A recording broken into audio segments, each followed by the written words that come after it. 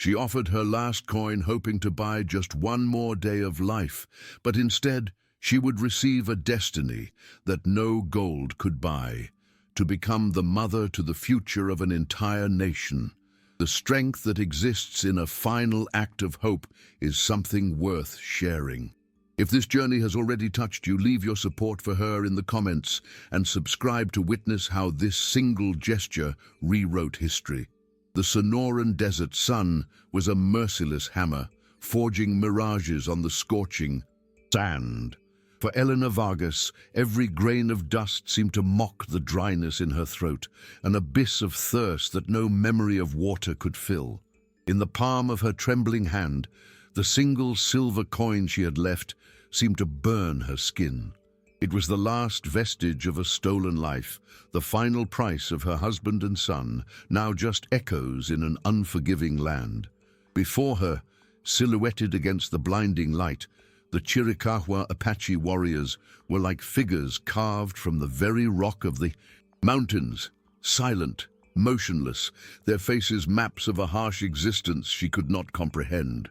With the last thread of her strength, she held out her hand, offering not just the silver, but the weight of all her desolation in a silent plea for food, or perhaps for a quick end.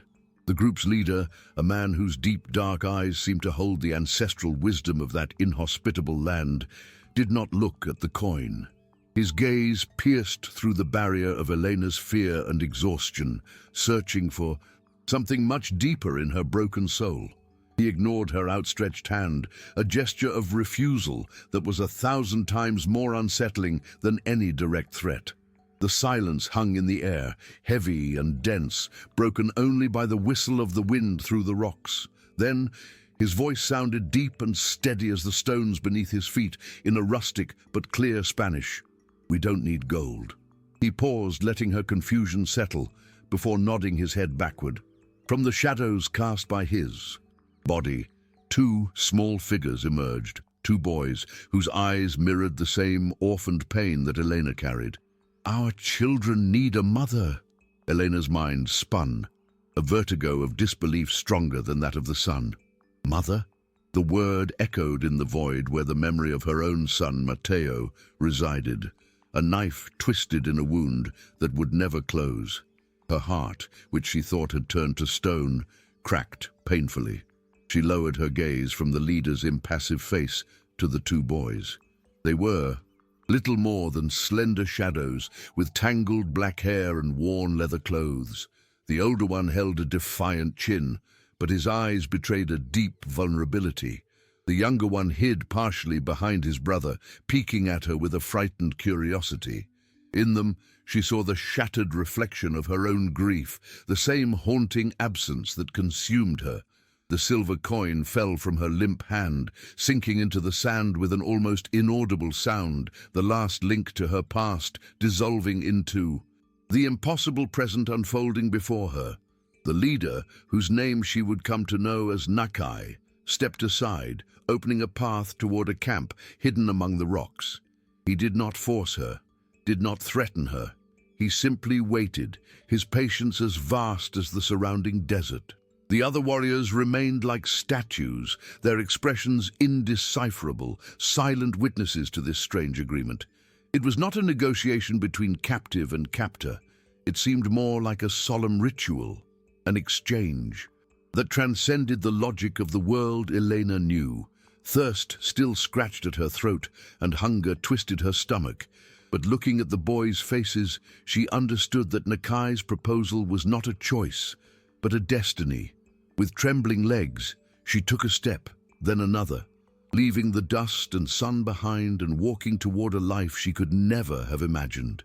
The camp was a secret whispered to the landscape, a tangle of wickiups, shelters made of brush and hides, nestled so as to become one. With the shadows of the rocks, women with serious faces looked up from their tasks, their hands stopping mid-tan on a hide or mid-grind on seeds. Children stopped playing, their dark eyes fixed on her, a mixture of curiosity and caution. There was no open hostility, just an observant stillness. Nakai gestured to an older woman, whose face was a map of countless dry seasons and harsh winters. Without a word, the woman took a gourd and filled it with water from a leather skin. She held it out to Elena. The water, cool and clean, was a miracle in her throat, quenching the fire of dehydration. Next, the woman gave her a piece of dried meat, tough and salty. It was the most delicious food Elena had ever tasted. Sitting on an animal hide in the shade of a rock ledge, with strength slowly returning to her limbs, Elena watched the two boys. They kept a safe distance, like two coyote pups sizing up a strange creature. Nakai approached and stood beside her, his imposing presence blocking the sun. "He is Taza," he said, indicating the older one. "The little one is Chaitan." Taza did not look away, his arms crossed in a defensive posture that couldn't hide the tremor in his hands. Chaitan remained partially hidden behind his brother, one eye visible, shining with fear and loss. In that moment, the enormity of the situation fell upon Elena like an avalanche. This was not a rescue. It was a contract, sealed without words. Her life, which she had considered over, had been traded for the promise of a future for these two children. The coin she had lost in the sand was meaningless. The real price was her heart. The evening shadows swallowed the mountains, and the day's heat gave way to a biting cold that seemed to seep into the bones. The camp gathered around a central fire, its dancing flames painting the bronze faces in shades of orange and darkness. Elena was left alone, an island of silence amidst the murmurs of a language she didn't understand. She was given a rough fur, blanket, and a place to sleep in a wickiup shared with the older woman. From its opening she could see Taza and Chaitan lying near the fire, curled together as one being. Every muffled laugh from the other children in the camp was like a ghostly echo of Mateo, and grief hit her with a physical force, leaving her breathless. This new life, this bizarre exchange, was not a balm. It was a mirror reflecting everything she had lost, and sleep, when it finally came, offered no relief, only dreams of a fading face.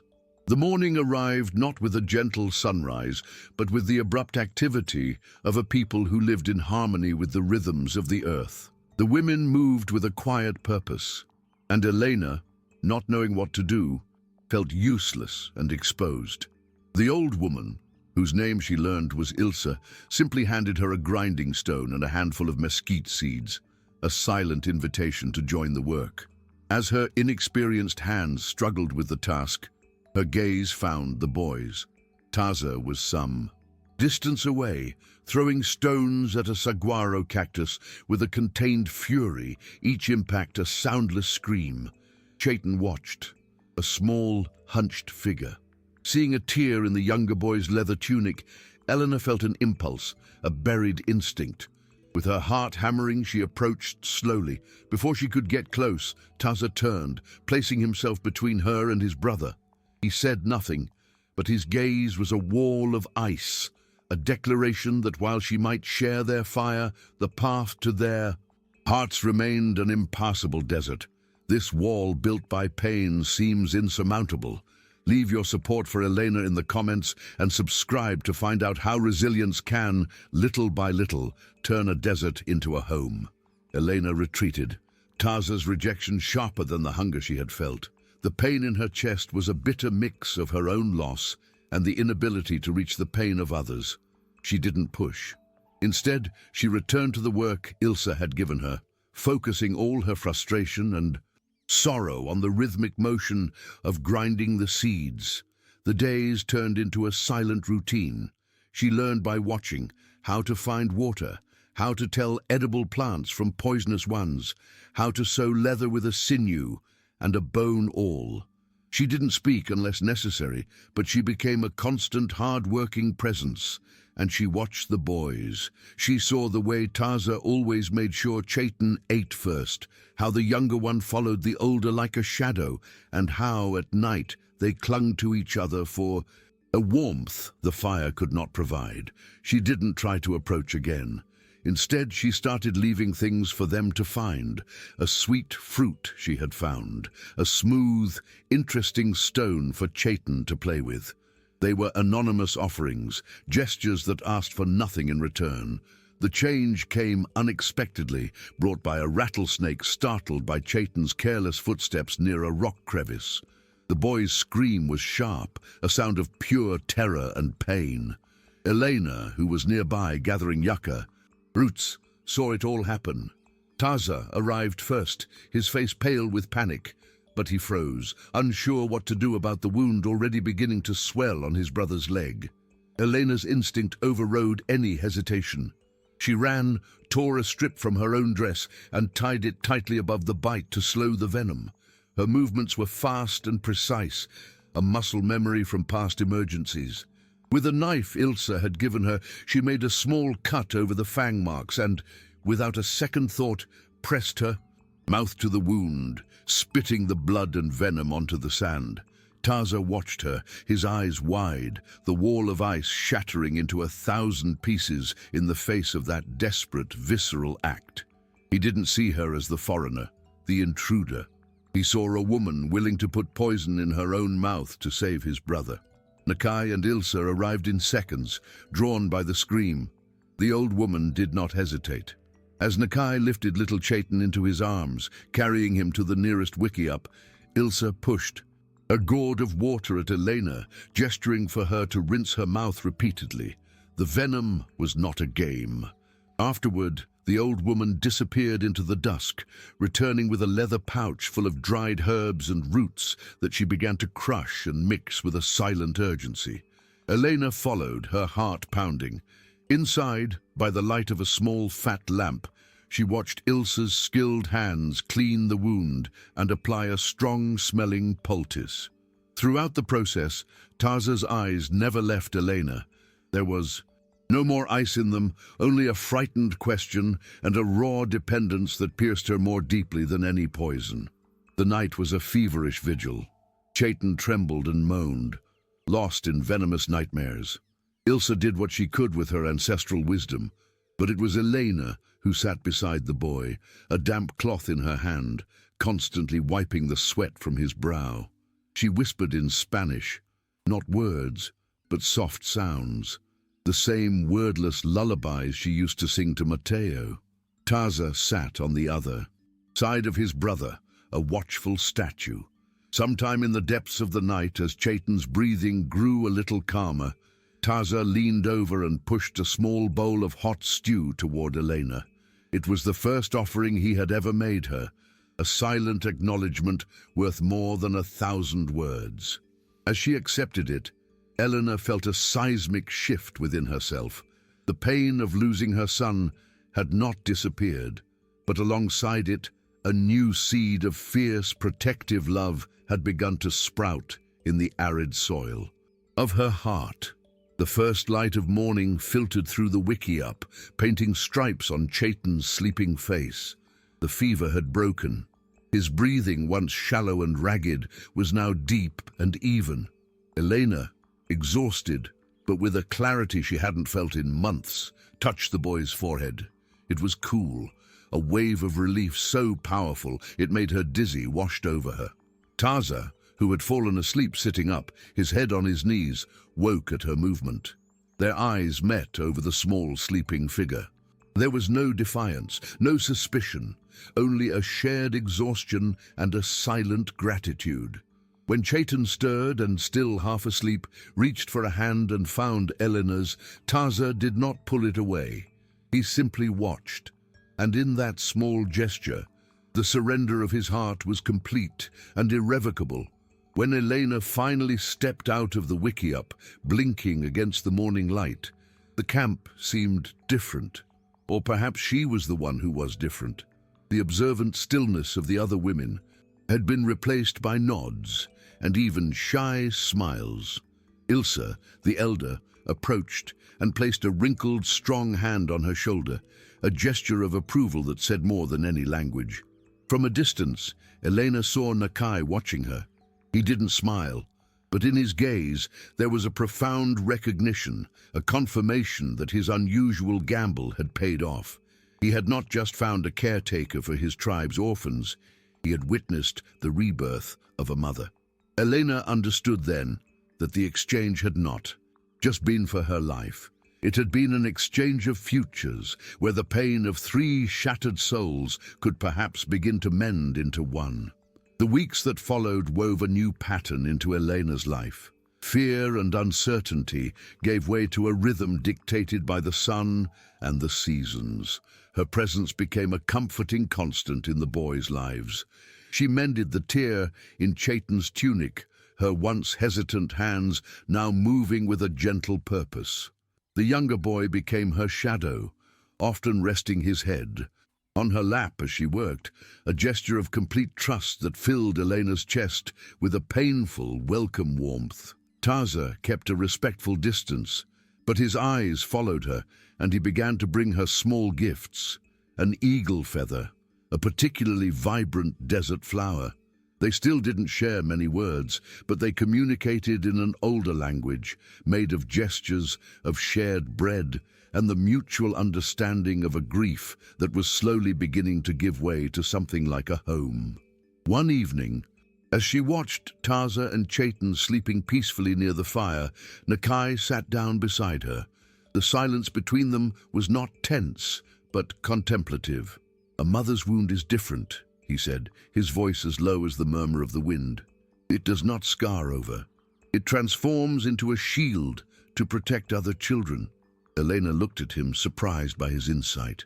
"When I saw you that day," Nakai continued, "I did not see a woman who had lost everything.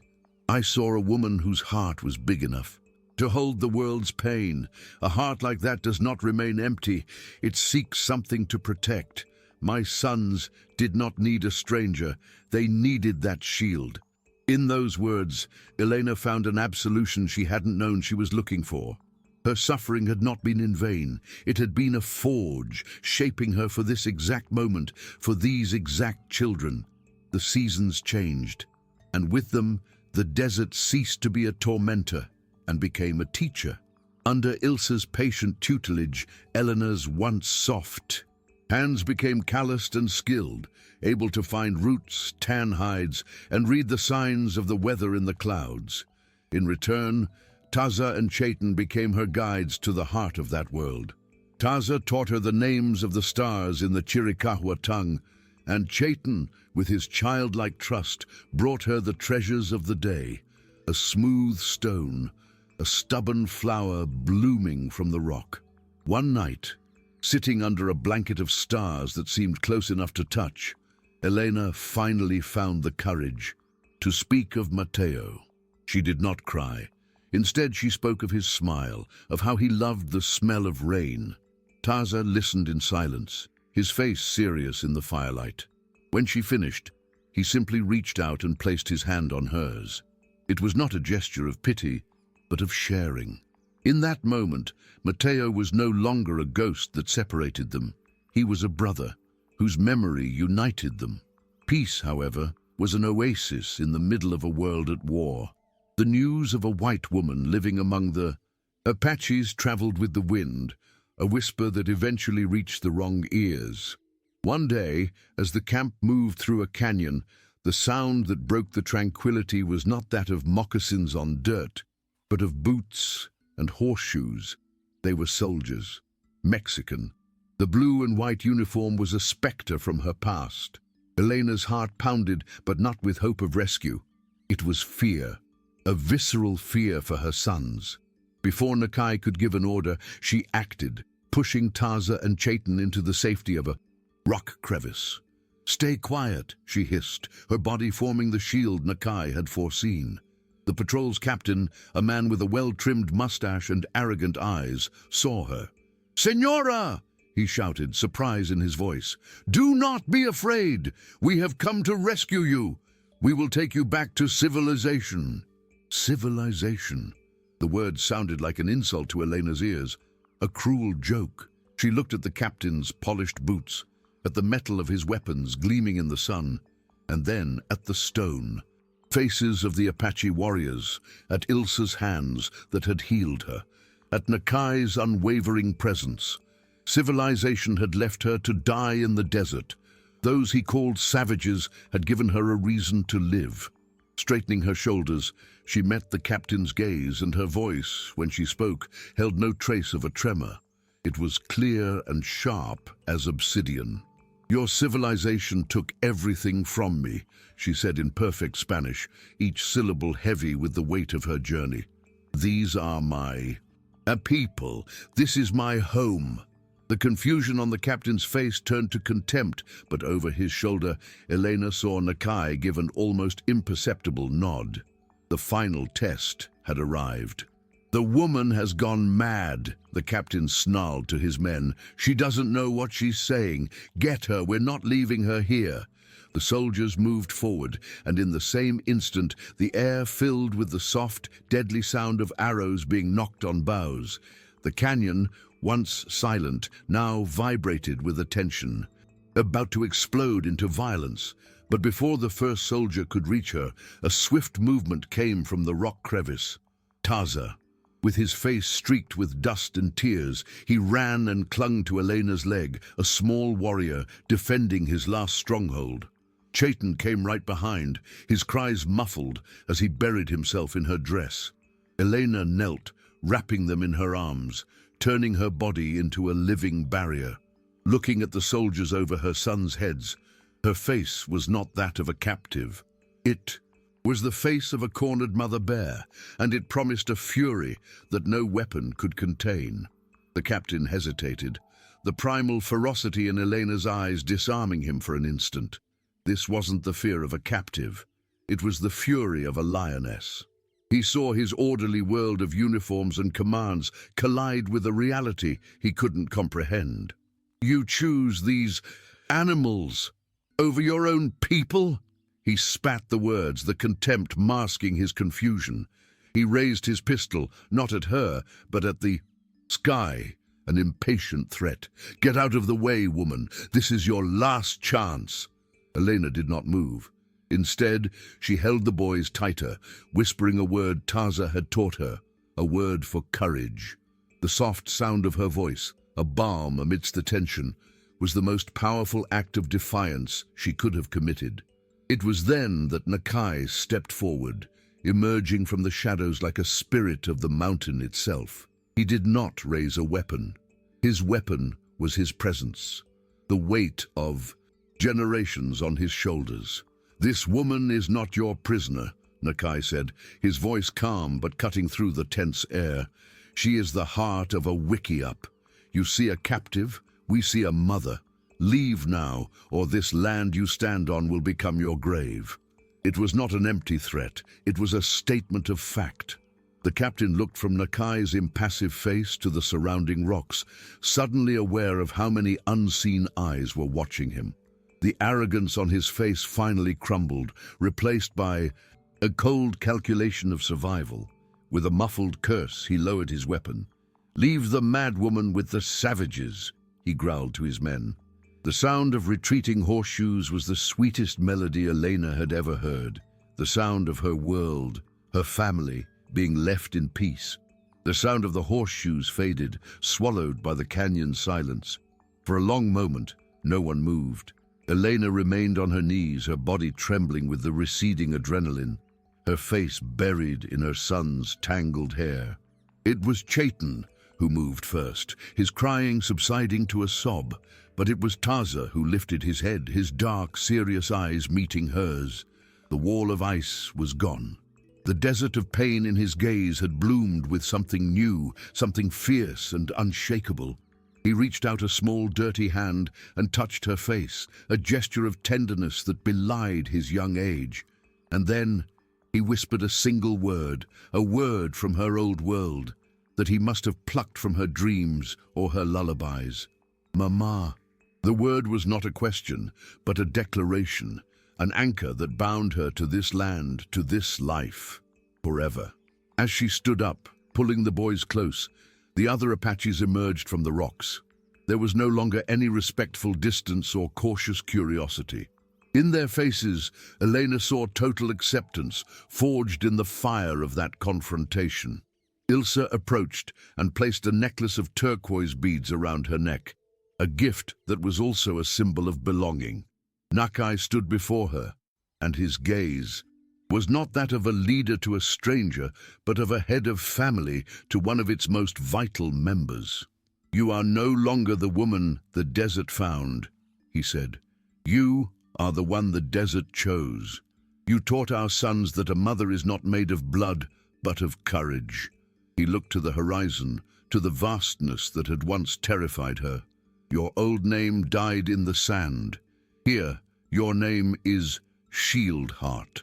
And in that moment, Elena Vargas ceased to exist, and in her place, an Apache legend was born. The years that followed unfolded like a blanket woven with threads of sun and shadow. Shieldheart, the name that had become her skin, moved across the land no longer as a survivor, but as a part of it. She taught Taza and Chaitan the stories of her old world, but it was they who taught her the secrets of the new, the song of each bird, the language of tracks in the sand. The hunger in her stomach had been replaced by the fullness in her heart. The grief for Mateo had not vanished, but had transformed from an open wound into a guiding star, a light that reminded her of the depth of love she could now give to these two boys who grew under her watch, becoming strong young men, their laughter the most precious sound in the entire desert. Nakai watched from a distance, his face a mask of pride and concern. He saw how Shieldheart's strength had become the backbone of his sons. Taza, now a young hunter, possessed the cunning of an Apache, but also the thoughtful compassion he had learned from her.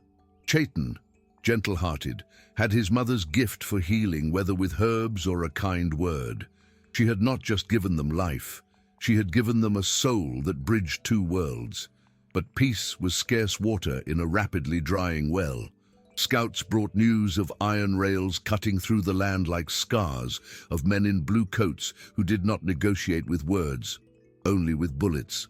Nakai knew that Shieldheart's greatest test was yet to come, for she would have to protect not only her sons, but the very future of a people.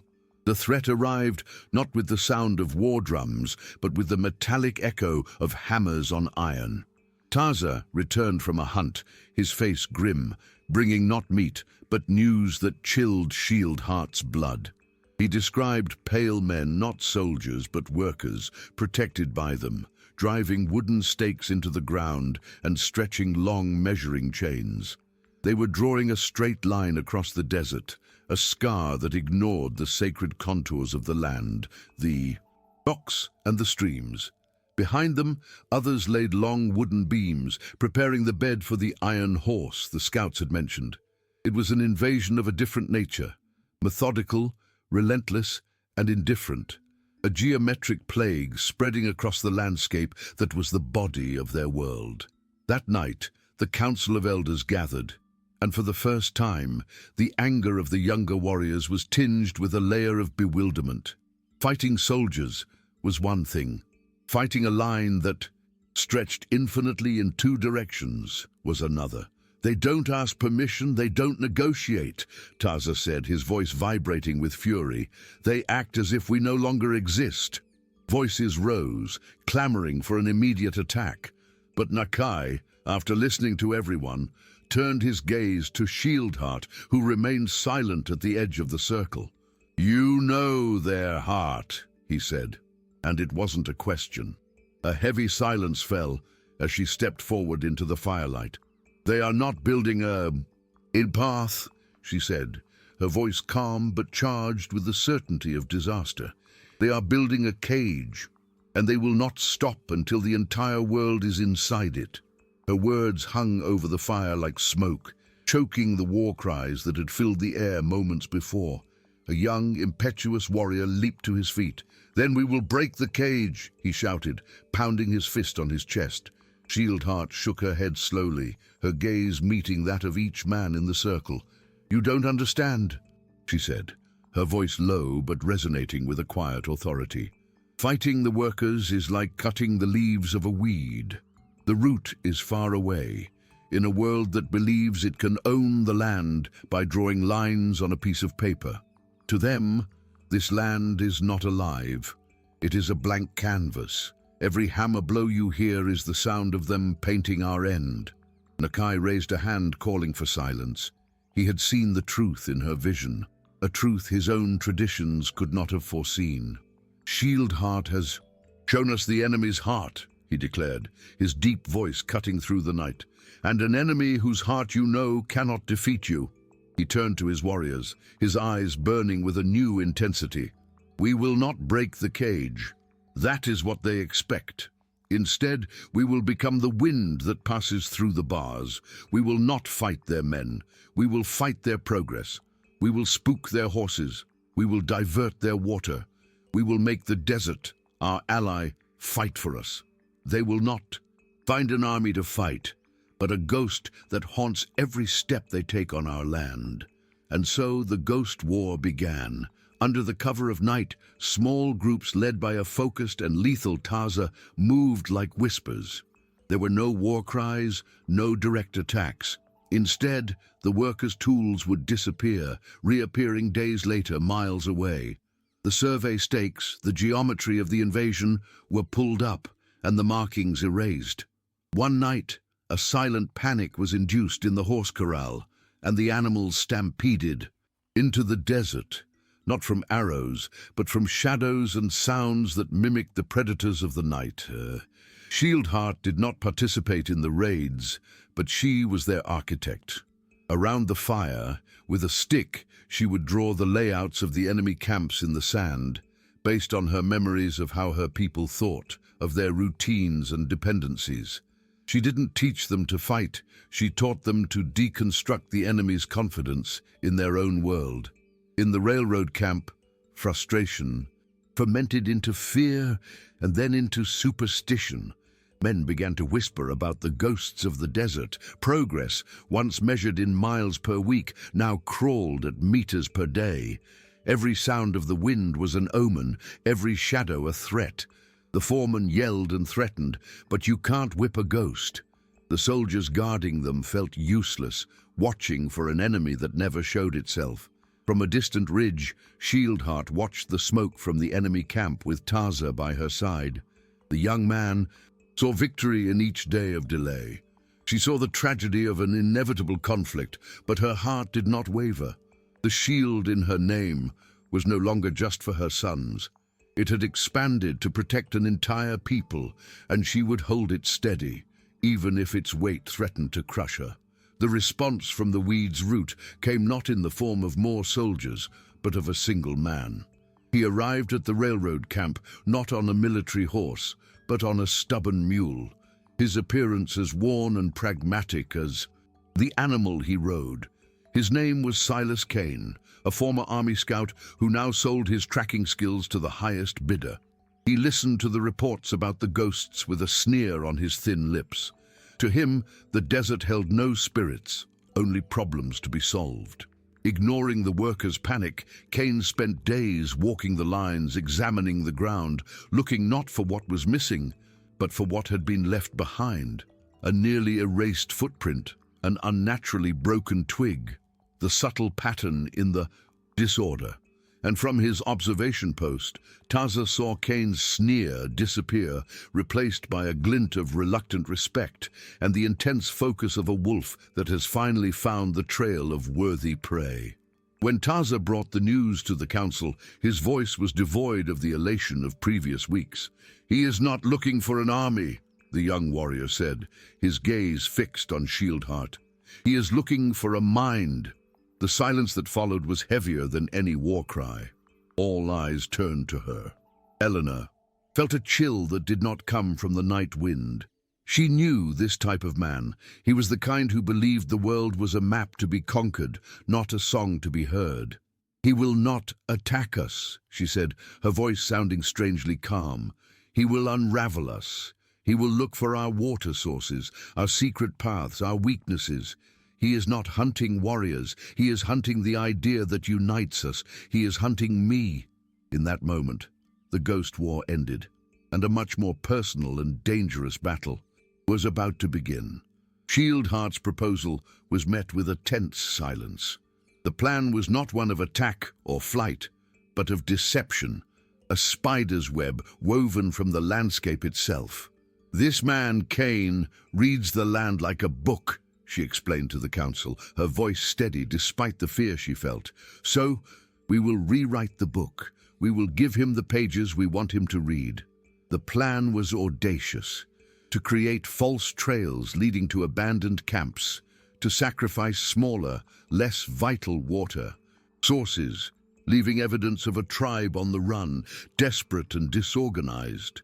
It was a psychological war, designed not to defeat the tracker, but to exhaust him, to make him doubt his own skill, to turn him from a hunter into a man lost in a labyrinth of lies. Taza, now a mirror of his mother's determination, led the execution of the plan with deadly precision. His warriors moved like specters, creating signs that seemed accidental but were, in fact, carefully constructed sentences in the language of the land. And Cain, as predicted, began to read them. He found the trail. With a cold satisfaction, he followed it for 2 days, only to find a small waterhole deliberately fouled with animal carcasses and the remains of a camp that seemed to have been abandoned in a hurry. As he surveyed the scene, Cain felt the first flicker of doubt. There was no panic in these tracks. There was performance. He wasn't following frightened prey. He was being invited onto a stage, and from somewhere, in the silent rocks, he had the distinct feeling that the playwright was watching him. Cain's next move was brutally simple. Ignoring the misleading trails, he began to move in ever-widening circles from the fouled waterhole, reading not the footprints, but the logic of the land itself. He looked for anomalies, for places where survival would be most likely. A day later, Taza found him, not the man, but his sign. Atop a ridge that dominated the valley from where Shieldheart used to watch the enemy was a single railroad survey stake driven into the ground. Tied to it with a piece of rawhide was a small cloth doll, one that Chaitin had lost weeks before. It was not a threat of violence. It was a statement. Cain wasn't just following them. He was catching up to their memories, their safe places. He was saying, "I know where you've been. I know how you think, and I'm coming." When Taza brought the news and the recovered cloth doll to the camp, a frigid silence fell over the fire. For years, children stopped playing. The warriors, once confident in their ghost war, looked at Shieldheart with a new uncertainty. She took the doll, her fingers tracing the clumsy stitching she herself had done. Fear was a cold knot in her stomach, but her face remained impassive. She finally understood the true nature of the hunt. Cain wasn't trying to predict her next physical move. He was trying to map her soul. He was using her logic, her memories, and her love for her children against her. Looking at Nakai with the eyes of the entire tribe upon her, she spoke with a cutting clarity. "He wants us to run. He wants to exhaust us, but we will not run. We will set a trap. Not for a tracker, but for a man who thinks he is smarter than the desert itself." The place she chose was known as Whisper Canyon, a geological dead end where the wind created ghostly echoes. It was a natural trap, a place any experienced warrior would avoid, and that was exactly why she chose it. "He does not expect us to be stupid," she told Nakai and Taza, drawing in the sand. "But he expects a mother, desperate to protect her children, to make a stupid mistake." The plan was an inversion of everything they had done. They would leave a clear trail, a trail of a small group splitting off from the main party, the trail of women and children. They would walk into the canyon like sheep to the slaughter. The bait was not just their presence. It was Cain's arrogance, his certainty that he had finally cornered her, forcing her hand into a final, predictable move. Meanwhile, Nakai's warriors, like the very wind that gave the canyon its name, would scale the outer walls, waiting in deadly silence above the trap. The performance began at dawn. A small group split off, their tracks deliberately sloppy. Shieldheart walked in front, Chaitan holding her hand tightly, while Taza, now with the serious face of a man, guarded the small group's rear. Every step was a lie, every anxious glance over the shoulder a performance. As they entered the narrow mouth of Whisper Canyon, an oppressive silence fell over them. The high red rock walls seemed to lean in, blocking out the sky. They set up a small camp, lighting a fire whose wisp of smoke was a visible invitation. Shieldheart sat with her back to the entrance, Chaitan's doll in her lap. She could feel the unseen eyes of her warriors on the rims above, but she felt even more strongly the approach of a single shadow, a man who believed he was following. A fear, not realizing he was walking straight into the heart of courage. The wait had begun. This courage to become the bait, to wait in the stillness of the trap, is chilling. If you believe in Shieldheart's strength, show your support in the comments and subscribe to find out if the hunter will finally become the hunted. Thank you for watching and for being a part of this journey.